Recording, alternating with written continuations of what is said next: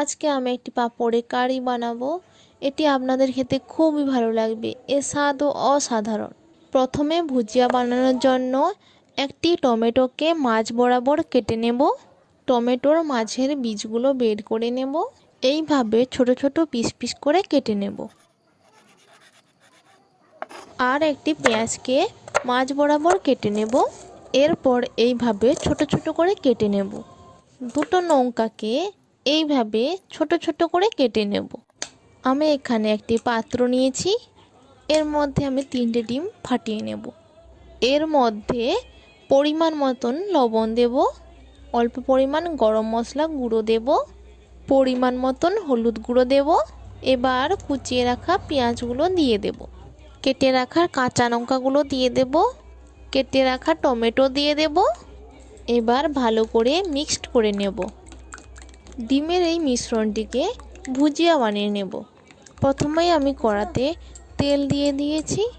তেল হালকা গরম হয়ে গেলে ডিমের মিশ্রণটি দিয়ে দেব। এইভাবে খুন্তি দিয়ে ভালো করে নাড়তে হবে। ডিমের বড় বড় টুকরোগুলোকে এইভাবে ছোট ছোট টুকরো করে নেব আর হালকা লাল করে ভেজে নিতে হবে। আমি একটি প্লেটের মধ্যে জল নিয়েছি। একটি পাঁপড়কে এইভাবে এপিট ওপিট করে ভেজে নিতে হবে।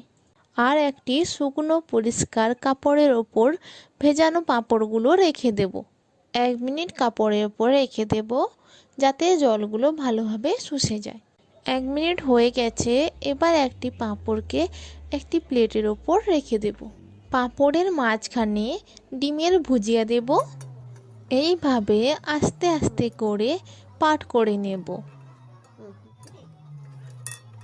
এবারের মাঝখানে একটি লবঙ্গ গেঁথে দেব যাতে পাটটা না খুলে যায়। এইভাবে বাকি পাঁপড়গুলোর মাঝখানে ভুজিয়া দিয়ে পাট করে নেব।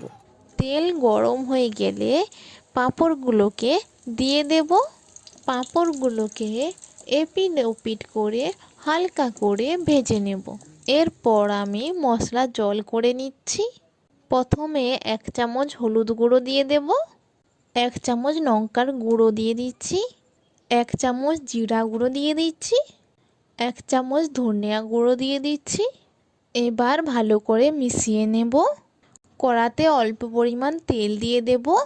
তেল হালকা গরম হয়ে গেলে 2টো কাঁচা লঙ্কা দিয়ে দেব। একটু নেড়ে নেব। কাঁচা পেঁয়াজগুলো দিয়ে দেব। হালকা করে পেঁয়াজগুলো ভেজে নেব। পেঁয়াজগুলো হালকা ভাজা হয়ে গেলে রসুন বাটা দিয়ে দেব। এবার রসুন বাটাকে হালকা করে ভেজে নেব। আদা বাটা দিয়ে দেব। এবার একটু নেড়ে নেব। এবার পেঁয়াজ বাটা দিয়ে দিয়েছি। কিছু সময় নেড়ে নেব। কেটে রাখা টমাটোগুলো দিয়ে দেব। একটু নেড়ে নেব। অল্প পরিমাণ হলুদ গুঁড়ো দিয়ে দেব। এবার মশলাগুলোকে ভালো করে কষিয়ে নেব। এবার যে মশলার জল করে রেখেছিলাম ওই মশলার জল দিয়ে দেব। এবার মশলাটাকে ভালো করে কষিয়ে নেব। এবার 1 বাটি আর হাফ বাটি গরম জল অ্যাড করব। এবার তরকারিতে ফুট এলে একটা একটা করে পাঁপড় দিয়ে দেব। এবার পাঁপড়গুলিকে এপিট ওপিট করে উল্টে দেব। এবার অল্প পরিমাণ গরম মশলার গুঁড়ো দিয়ে দিচ্ছি আর অল্প ঘি দিয়ে দিচ্ছি। আমি এখানে তরকারিটি মাখা মাখা করে নিয়েছি। তোমরা চাইলে তোমাদের পরিমাণ মতো জুস রাখতে পারো।